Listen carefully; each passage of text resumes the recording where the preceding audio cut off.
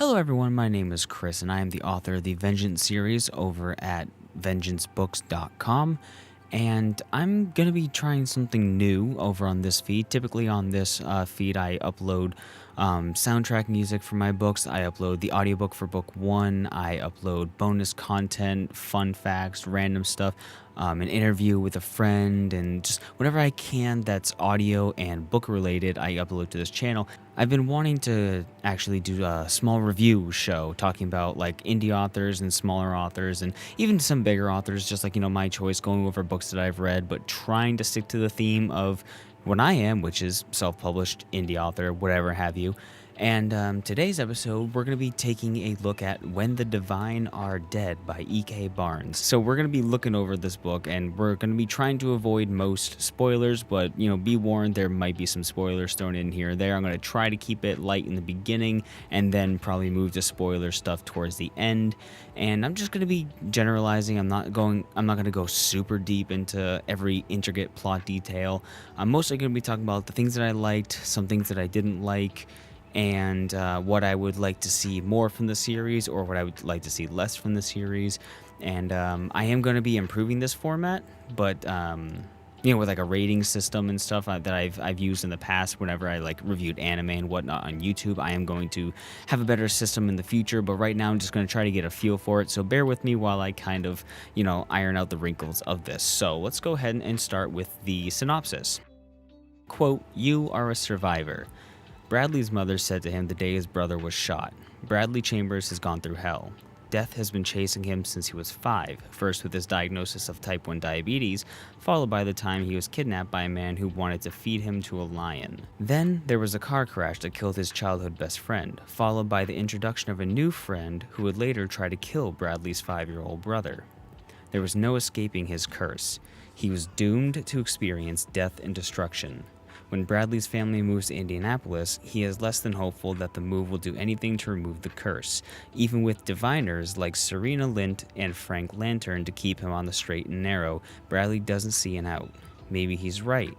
After all, Serena's been digging for secrets that could expose them. Will Bradley be able to help save the diviners in time, or will his presence only make things worse? Now, from the synopsis alone, I went into this with a bunch of questions, which, first of all, what are diviners? And, moreover, what's the deal with this curse? Now, the story kind of... One thing I'll say about the story is it jumps right into it, which for some people is good, some people it's bad. I personally prefer a story to have a little bit more of a slower introduction, not to be... The book does start out with an action scene, and we're thrown right into the middle of a dire life or death situation. And for a lot of people this is good because it invests them right away, and they feel the tension, and it kind of sets the tone for what the book is expecting. However, I will say that from my perspective, and this is not dogging the writer in any way, I want to be clear that in any kind of criticism I have, I'm not poking fun or being needlessly harsh to the author. Everyone writes a story the way they feel best, and just because it's not my preference doesn't make it bad. Me personally, with how I approach my stories and how I prefer my stories that I read to start, are a bit slower. A bit more of an introduction to the character, not through narrative description, but more through actions. And we do get a lot of that in the beginning. We get to see Bradley in a dire situation, and how he handles that kind of sets the bar at the beginning for who his character is and why he is that way, because we're already going into this knowing a little bit about his trauma. So the scene itself, I will say, was a little bit confusing at first, because one thing this book does is introduce a lot of characters, and it introduces a lot of characters pretty quickly. Upon introducing the characters, branches off into known affiliations with that character. So their family, their extended family, and how they're related or intertwined with the main character or his family. So some of that can get really confusing, and I think, I'm going to check my notes real quick. In my notes for chapter 1, I didn't write chapters for every note. I think I stopped writing notes after about chapter 14 because I was a little bit too invested in the plot and what was going on, which is good, but I did stop writing notes after about chapter 14. My initial note for chapter 1 is it's a little chaotic, and it introduces a lot of characters in a dire situation. As I said, the perspective given through main character Bradley is written well, but is slightly expository for my personal taste. a lot of quick descriptions of backstory and affiliation that begs a second read before moving to Chapter 2. So Chapter 1 throws out a lot of stuff, and it gets some introductions out of the way, and it kind of sets the precedent of, it kind of sets the expectation that there are going to be a lot of characters, because we immediately have what I can remember, like four or five characters in the first scene. I only read it once, and that was weeks and weeks ago. So that could be a little bit jarring. So I do think if you're going to go in and read the book, I do think reading Chapter 1 twice would help just kind of cement. If you're anything like me, if you're a bit scatterbrained, if your ADHD is kind of bugging out, I think reading the first chapter or the first two chapters twice helps cement what's going on and help cement who the characters are and whatever have you. That being said, it is a good start to the book because, again, it kind of sets the underlying tone of what to expect as we go along. I don't plan on just sitting here reading off all my notes for all the chapters, because most of the time if I make a note, it is as something that sticks out to me more in a negative way, but that's just my critical brain. My brain is wired to be critical. I watch a lot of critical movie, YouTube commentary channels, so my brain is always picking things out. So again, I don't pick out negative things just to be cruel or just to say this is bad, this is bad. I will always try to counter that with also things that I do like about it, and I do want to healthily explain my reasons why it stood out to me. So in Chapter 2, I did state that a lot of names are kind of thrown in and given familial context to the main character. My personal note was and this extends to a lot more of the stories, I do feel it would be better to mention some of these characters more in passing and give needed detail as it's relevant to what's happening, because a lot of the detail is kind of given to the characters of what's the character's name, who their family is, where they moved from, where they moved to, and just some details that you kind of start to pick up on and think, is this relevant? Like, do I need to know this for what's going on? And by the time we're getting like 5 chapters in, and we already have like at least 20 named characters, not 20 interacted with characters. There's a handful of interacted characters, but there's like 20 or so named characters in the first handful of chapters, to the point where I started thinking, do I need to know half of these characters? Are they at all going to be coming back? And when they are referenced back to, am I even going to remember them? And I think that right there is the biggest point for me of what I didn't like about the story. Because, and again, this is personal, this is my preference, it's not bad, because a lot of stories juggle a lot of characters, but I was getting a little bit lost in the idea of relevance of the characters. And a lot of them are relevant, but sometimes when a character's mentioning when Bradley is having an introspection of a friend's grandmother, and you think, but why? Why are we talking about the grandmother? I can see why we're talking about the friend and maybe their parents and siblings, because we do end up seeing their parents and siblings, but why are we talking about the family that they left behind in blah, blah, blah in a different location, Stuff like that just kind of feels unnecessary, not bad, but it kind of bloats that a little bit, and it made me kind of lose my place a little bit. That being said, and also there was one more detail, is early on it kind of suffered from a little bit of a lack of show don't tell, where a lot of stuff was being explained to the reader as opposed to being shown to the reader. So instead of Bradley kind of showing us through his actions or reactions to a situation that he is aware of the bad luck that he faces, or that he has kind of like that attitude, that authoritative disposition or whatever have you, it's told to us and not shown to us. It's shown to us later, but the first time we're learning of it, it's conveyed to us through the text and not through the scene, if you know what I mean. But again, that's not bad, because it does kind of remedy that later on when it references back with the character's actions. I just think the order of that could have been maybe swapped. You show us the actions first and then tell us about that later. However, I did note that by Chapter 2, I'm enjoying the concept, even though it kind of moves a little bit quickly. It does cover a lot of ground really fast in the first, and I prefer a book to be lingering on a scene a little bit longer. Let us live in the emotion and in the characters. But I understand that for the story to get set in motion, we do need to kind of move along past the beginning scenes, which I'm going to, again, try not to spoil for what's happening. I mean, the synopsis spoiled the beginning scene, but I'm not going to lay it out chapter by chapter, so you don't go into it with some kind of preconception. Um, in chapter 3, I do have a lot of notes for chapter 3. The narrative structure glosses over time a little bit too quickly for my taste. It doesn't allow us those intimate moments with characters regarding the tragedy of a familial death that we deal with. It feels like we're being told the events kind of like a history textbook and not as much like a story.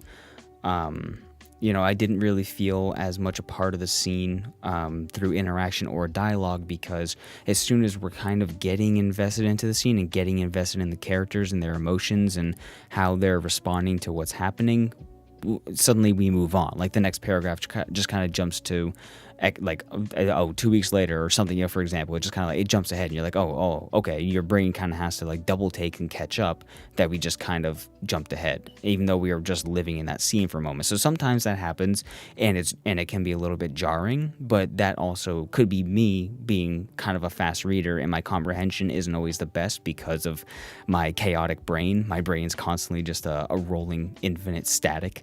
So combine that, so that could also just be me, the way that it felt like it jumped ahead and I felt like we weren't living in the scene, but it could have been just the way I interpreted it. I felt sometimes kind of plucked from the moment and put somewhere else. There are even more characters introduced, and this is where I wrote the note of I'm not sure who I'm supposed to retain and who to disregard when it comes to the characters.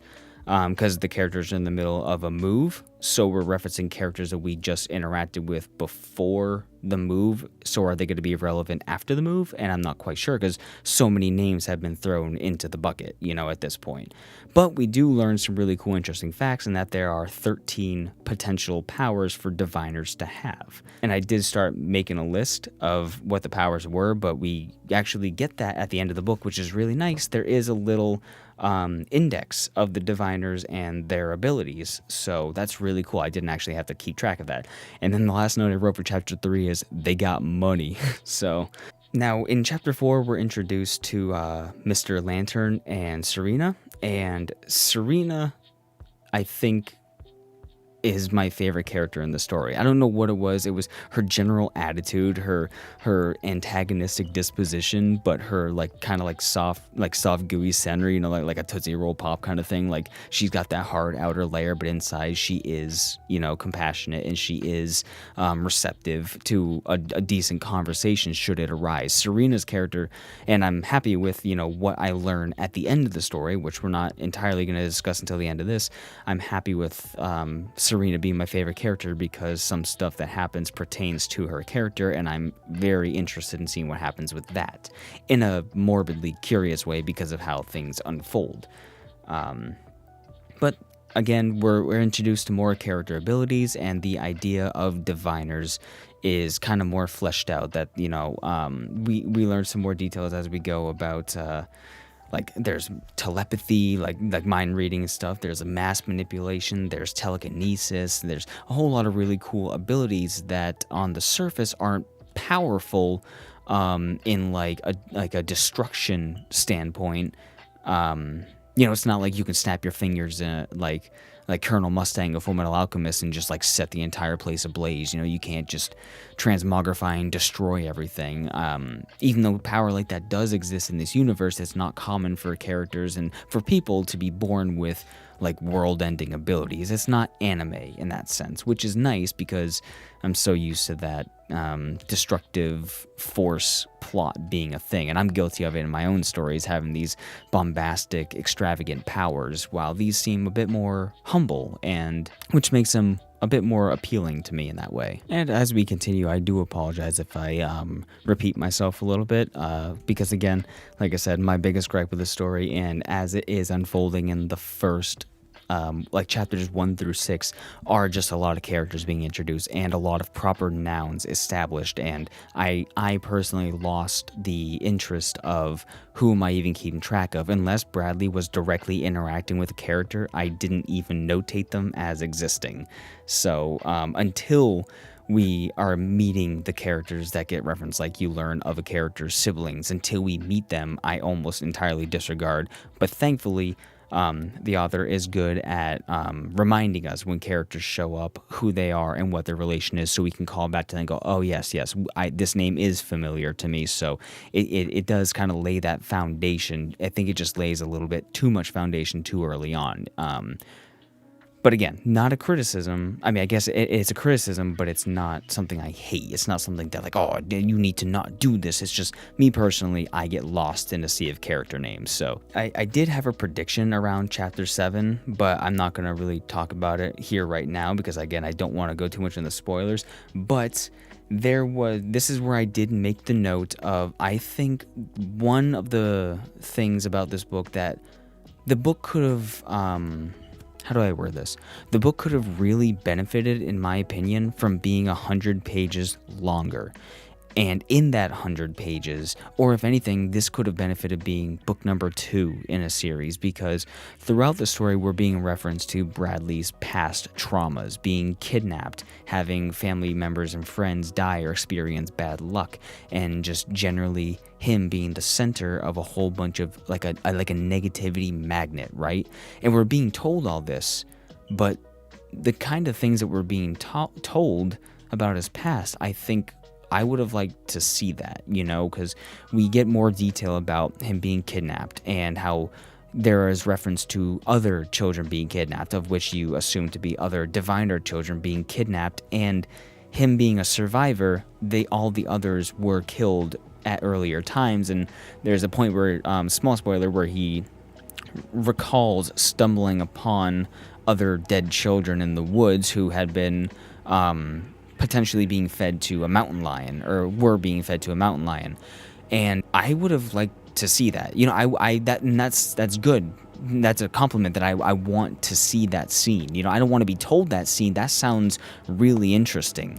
And I want to actually live that moment of that fear, that anticipation and the heartache of discovering such a brutal, dark scene and having him have to deal with the trauma of that, because a lot of the trauma that he gets is obviously very buried and compartmentalized in his current state, and we don't even really fully learn till a little bit later. I was a little bit confused on what the age ranges of everybody was, because if there was a line stating it, I missed it, or it just wasn't fully referenced until later. But Bradley's like 14, and everyone around him is like 14 years old or younger. So when I'm being told about his being kidnapped and almost fed to a mountain lion, discovering dead children, and even the first chapter being in a situation where his, we're going to go on to a spoiler with the first chapter, that his brother was shot by his supposed best friend, who apparently is experiencing schizophrenic episodes because he's going by multiple names, and his friend, I believe Agatha, I think was her name at the beginning, references him as a different name, and she seems to realize he's schizophrenic, but we don't really go back to that fully. So I didn't know if that was some kind of diviner, malfunction or something like that, or if it was whatever. We don't really touch on that. I would have liked to see a story of Bradley dealing with his friend Agatha, and what was his name? Chad. I think his friend's name was Chad. It's Brad and Chad. And his friendship and relationship with Chad, Agatha, and all the adventures that they go on and all the discourse that we're told about, and then have to deal with him being kidnapped and all that crazy traumatic stuff, and have him unpack that and live through that. But we don't, and we're referenced those things, and we're kind of led to believe how his traumas have shaped him to be kind of like a cynical, inwardly, inner destructive. He's a very self-destructive person, and he just has a very negative outlook on things. Like, if I'm there, it's just going to make everything bad or whatever, so I'm not even going to bother trying. And he treats himself as guilty for those things that happened. He criminalizes himself for it internally, and he assumes other people are going to treat him the same, even though people shouldn't really know anything about that. They just know like a general air of negativity around this person from what they've heard that through the pipeline or whatever. That's all well and good, but the book is, let me check, about right around 280 or so pages. A little bit less than 280 pages. And I think it could have benefited from either a prequel story of those events, because it's a lot to just be told that it happened. I know you need to set the background of a character, but that's some really interesting, unique, and depressing stuff that I would have liked to read. I'm not sure if there are side stories for it. I don't think there are, because this is labeled as book 1, and there is a sequel, a direct sequel that's out that I have yet to pick up, and I am interested in picking up because of how this story ends. But yeah, so just I think I think by the time I was reaching like the third quarter of the book, I was still more interested in what happened to Bradley and his family before this story than what was currently happening right now, because there were just a lot of blanks and a lot of assumptions to be made in this current story based off of the past. So, I mean, if there was a prequel, I'd be all down to read that, because that stuff sounds fascinating, because it's so dark and macabre, and it helps shape that character into who we see him to be in this book. Okay, so now that we've reached a certain point in this, we've been going for a little while, I will officially open up spoilers, but again, my memory is not great, and my comprehension is not always the best, so if I misquote something, I'm doing my best to remember. I'm going off of the notes I kept on my phone. So I did have some predictions at the beginning. My guess is from the beginning, going off of the whole kidnapping plot, and kind of like what we pick up on through bits of dialogue throughout the story, is that potentially, what if it's like a rogue diviner, or there's some kind of diviner revenge plot for something that someone in the adults wronged in the past, or something that Bradley did, or something that happened to Bradley that caused a chain reaction of something else to happen, or even something with Chad and his family, because that seemed like it was going to be so important, but it really just didn't come back. So I was kind of predicting like some kind of like rogue diviner thing, but it doesn't turn out to be that way. It actually turns out to be a white supremacist Nazi purity thing, which I didn't expect. How the Nazis were also gassing diviners, and I'm not the best when it comes to World War history. I played a lot of World War II video games, but I'm not well versed in all the nuance of everything that happened back then and who all was involved. So the Romani were all segregated along with everyone, all the others being gassed at the time, but obviously for different reasons. They were afraid of these people that had these powers, and the what was it? I think was it the New Order, if I'm remembering correctly? I could be thinking of Wolfenstein, but the New Order, who is a white supremacist group, a local white supremacist group, is hatching a plot to do something with the diviners. And there's one thing that I do, and we don't entirely know besides obviously annihilation, but like it feels like there's more to it than that. Like I know they want to wipe out the diviners, but it feels like there's something else to it because of what happens at the end. But I don't want to just fully spoil the ending like that. I'm going to leave the ending still pretty vague until we get to like the last bit of this episode. But one thing I will say that I really enjoyed was how we used Bradley's type 1 diabetes as a vehicle for the plot. And we're mentioned it before. We're told this at the beginning. We're told this throughout, but it doesn't ever really present itself as that relevant until it becomes extremely relevant. Which we're hinted at it enough that the fact that he has it throughout, but it was a very useful plot device. I felt like could have been foreshadowed a little bit more of what it was doing, but it served its job, and it was still a really cool twist. The fact that the medication that he has to take, the injections he has to take, and everything that he was prescribed for this type 1 diabetes is actually a means to give him this supplemental thing that causes his divining ability to negate others' abilities. And they're hoping it's going to negate all the diviners' abilities so they can basically round them up and execute them and gas them, but it only works on the adults. And I don't think we ever learned exactly why that is, and I'm curious as to why that is, but it only works on adults, so that kind of foils their plan. And there's a whole precognition plot at the end of Serena being kidnapped, and then Bradley ends up getting kidnapped instead. Again, that's something that I wish we got more time with, because I know it was like a 2 or 3 chapter long plot sequence of Bradley getting kidnapped and him being exposited at by this supremacist group, this one man that is in charge of this seeming division, but it goes really kind of quickly. Like he kind of overreacts at the football stadium and just kind of runs away for no real solid reason. I know that's kind of his character. He runs because he's afraid of how his negative luck is going to affect other people, but he ran, like, as far as we're told, a long distance to the point where he almost ran himself into a diabetic coma and then gets basically run straight into the arms of this group, and then they exposit kind of some stuff of what's happening, and then he escapes, and then Serena gets captured, and then they go after Serena, and then that's dealt with. But and that's dealt with again kind of fast. Everything kind of just go at a certain point. There's a lot of, the book starts off really hot and heavy, not in a sexual way, hot and heavy as in just like a lot of, emotions and rage and stuff happening. And then it kind of pauses, slows down, and meanders for a little bit as we're learning about these characters, which is good.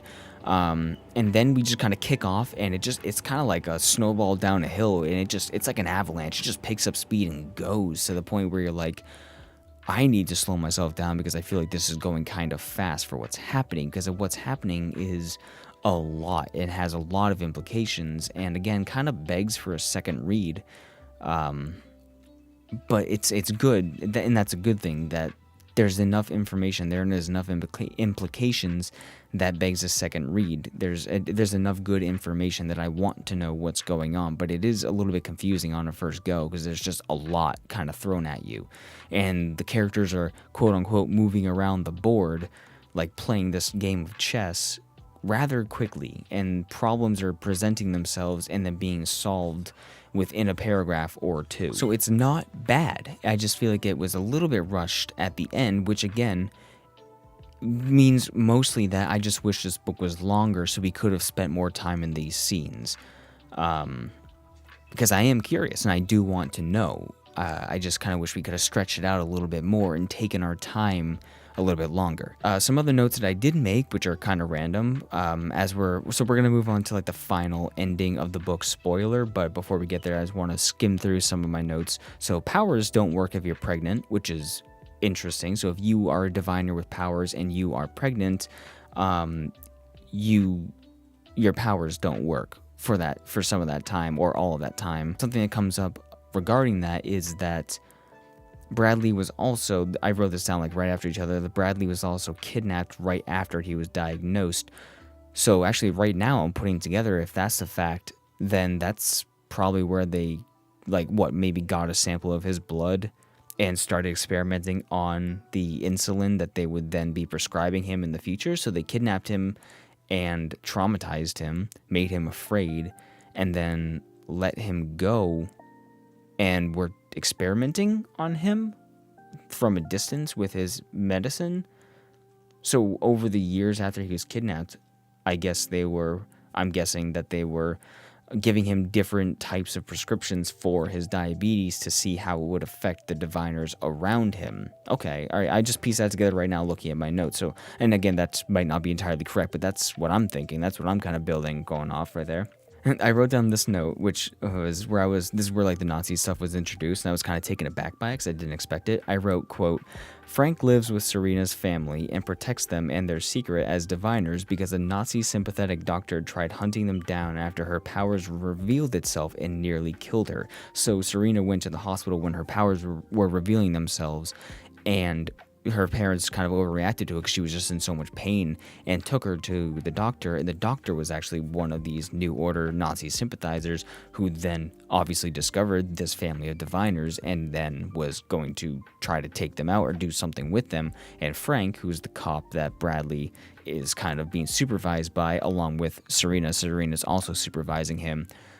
He lives on their property with them. So that makes me wonder, did Frank know anything about Bradley's blood or the insulin medicine? Did he have any idea with that? Because he was assigned to watch over Bradley, and I don't know. That's interesting. A couple things I wrote at the end here, some final thoughts before we say what the spoiler is at the end. I really enjoyed Serena's character at a surface level. She seemed to be the most complex and mysterious, and I wanted to know more about her and her history. The ending left me more than interested in the sequel than I thought it would for what it implies and the elements that it introduces. And then I also wrote that I appreciate the index at the end of the book with the diviners and their abilities. Bradley was not my favorite character. That's not to say he was a bad character. I enjoyed Bradley and I enjoyed his perspective, and I often had to re-immerse myself in the fact that he and everyone else were young were actually very young. I feel like they probably could have been aged up for the level of maturity that they show. I feel like they might have been better if they were 15 to 16, but being as young as they were and then having all the younger siblings, it does help buy into a lot of the occasional silly decisions. And I guess with Bradley's rash decision to just run away after accidentally canceling, was it Mrs. Lint's power? I don't quite remember, at the football stadium. And then he just kind of ran away. I could see that being the reaction of a frightened and frustrated preteen boy. I could totally get that. So that does make sense. But me looking at it, it's like, I wouldn't do that, blah, blah, but that's just, my point of view on it. So we're gonna go ahead to the end of the book right here and talk about something. The last chapter, or the epilogue, is written from Serena's perspective, and there's a lot of her going over her being at the hospital. And I'm gonna read the last paragraph. It's in quotes. Somebody's speaking. "I wanted to wait to tell you you were in a better place," my mom had said, hugging me to her chest as tightly as she could. I could see now that was a mistake. She rocked me for hours as if I were a small child, and this realization made me cry harder because I would never get to do the same with my child. My period hadn't come, and it wouldn't ever again. So what happens is Serena is, obviously, as they predicted, taken by the New Order, and when Bradley finds her, she's beaten up, she's bruised, and she's like unresponsive. And she goes to the hospital and she survives, obviously. But the end of this book, from her perspective, is her recalling, if I remember correctly, them phasing through these poles and these rods like through her stomach and doing all these weird things that like were hurting her but not causing any physical damage. And then the whole line at the end about her fearing she wouldn't be able to do with her child, and then how her period didn't come. I'm left on one side or the other of, was she artificially inseminated and she's pregnant? That's why her period didn't come. Again, she's a child. She's like 14, or she's 9 months older than Bradley, is a note that I wrote down. So she's like around 15 or so. Was she artificially inseminated with a neo-Nazi's child or something like that? Or was she sterilized? And so I'm not, and this is also could be my ignorance on the female biology, but if the period doesn't come, the first thing I assume is pregnant. And but that could also be a thing when it comes to being sterile. I don't know, but that right there is a haunting and disturbing implication for Serena's character. And that right there, that like one last bit at the end, made me infinitely more interested in the sequel than I was up until this point. Because up until this point, I was like, oh, that was a nice little contained story, and whatever. They got rid of this neo-Nazi group, and it all kind of worked itself out. I'd be more interested at this point in a prequel than a sequel, and then that happened, and I'm like, I definitely would like to see what happens in the sequel, as long as we follow what's going on with Serena, because I do want to see what happens with Bradley, but right now, Serena is my focus of the primary protagonist. I want to see what happens with her, because that right there is fucked, and I'm very interested. But I do still stand by my point of I would like to see a prequel story for sure. So, anyways, I think that's probably gonna do it for this quick review. Again, this was kind of off script, kind of going whatever. It's not very organized, but hopefully my thoughts came across well enough and clear enough. Again, I want to reiterate at the end, I did not dislike the book in any way. I really enjoyed the story, and I'm interested in the lore and in the world and in the characters. There were just some writing and formatting personal gripes that I have with the way the story is being told, not the story itself, okay? I want to make that abundantly clear, and that's not to at all bash the author in their writing ability. Everybody writes different, and everybody interprets and prefers stories to be conveyed differently. The way I prefer a story to be conveyed did not exactly line up with the way this story was being conveyed, which is okay. That's totally fine. Okay? And I am also just a hypercritical asshole sometimes. So that's why I want to ensure that I'm not being mean, or I'm not trying to be mean or anything like that. So When the Divine Are Dead by E.K. Barnes. The links to the book will be available in the description, wherever service you're listening to this on. It will be in the description of that. I highly suggest you go follow her on Twitter, which again will be linked. And thank you to E.K. Barnes for sending me the a signed copy of the paperback. And I think that's going to do it. Hopefully you guys enjoyed. And leave a follow if you want more content like this. I'll see you later. Bye-bye.